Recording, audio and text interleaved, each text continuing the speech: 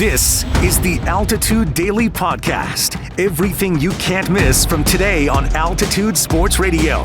Mosher, Lombardi, and Kane. It was as fun as I've had watching the Nuggets for a specific reason. My apologies. Because it wasn't a one-man show. It wasn't just Joker having to carry everybody on his shoulders to victory, and you're like biting your nails. Here's what happened.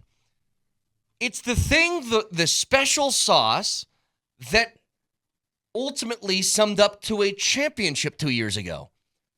Jamal Murray controlled everything. Like, Jamal Murray was playing the Jokic role last night. Yeah. He was distributing. He was running the offense. He was finding the open shot.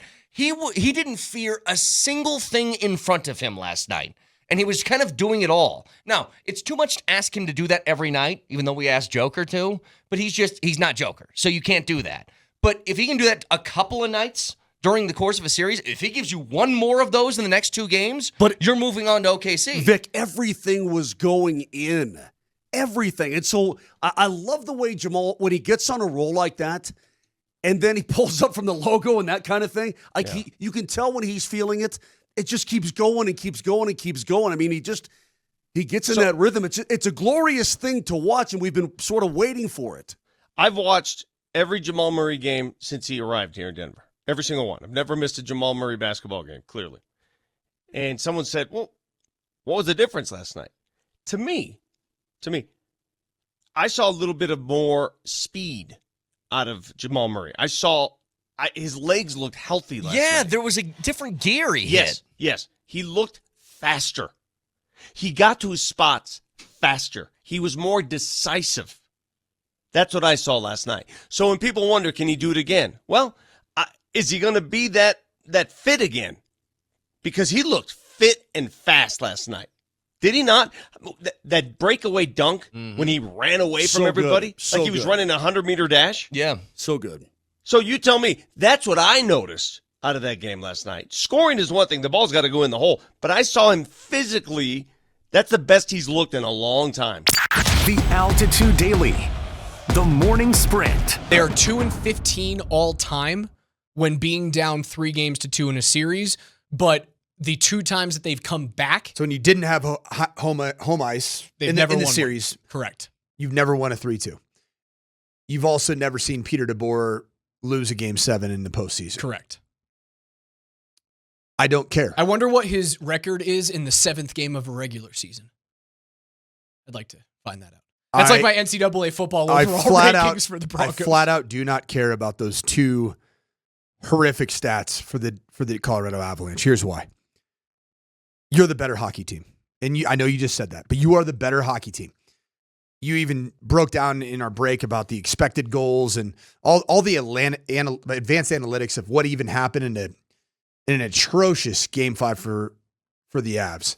You're still the better hockey team. You've got to create your own breaks. You got to create your own bounces. The puck didn't bounce your way in Game 5. Correct. It is you are without excuse with this roster, in my opinion, facing a very good Dallas Stars who has been a bit of an Achilles heel for you as a franchise. Without having two of their best players in their roster, you have a healthy team. You have your captain back. You cannot lose these games. You can't, Raj. You can't lose them. I'm putting that out there because I do believe wholeheartedly you are the better hockey team.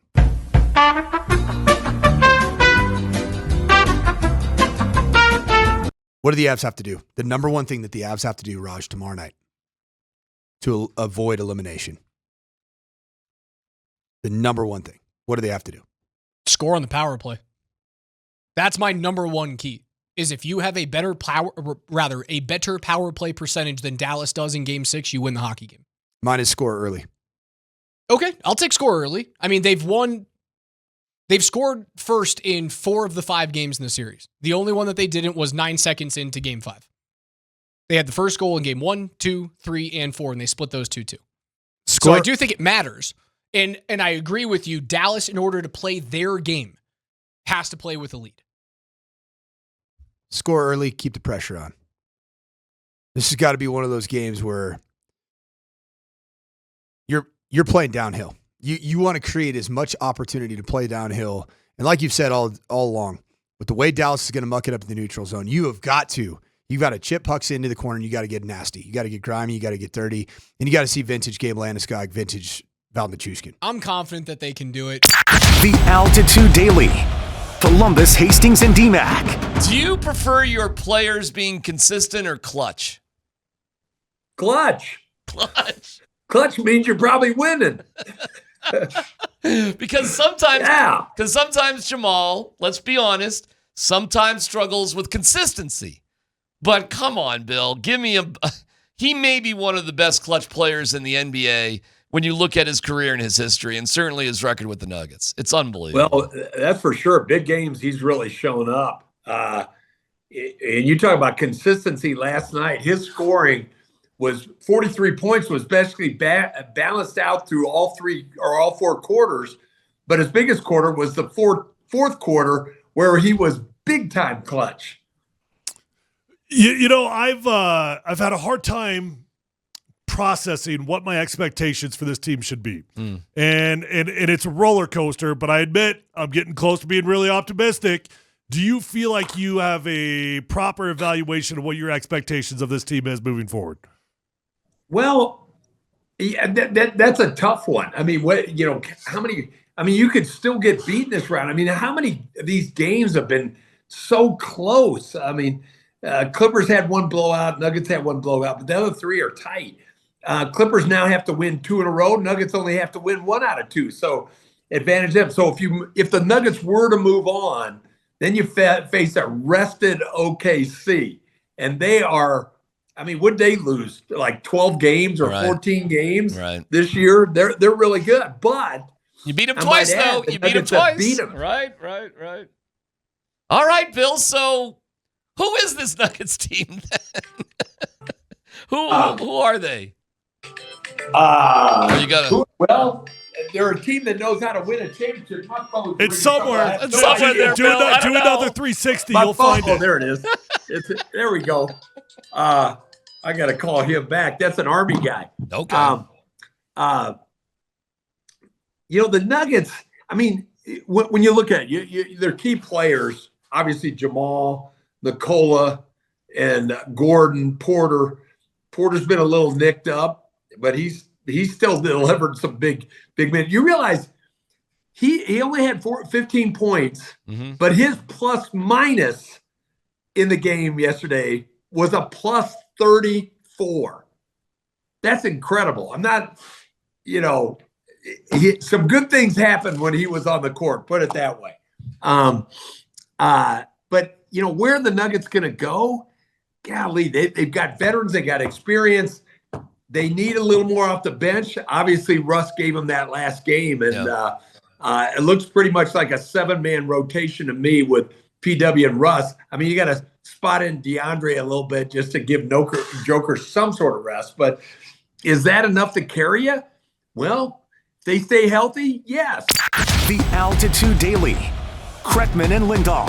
I read this. I cut and pasted this little couple of sentences right here. I want to read this to you, Andy. And this is where I want to start today because we're talking about Jamal Murray. Dude went for 43 last night. It was special.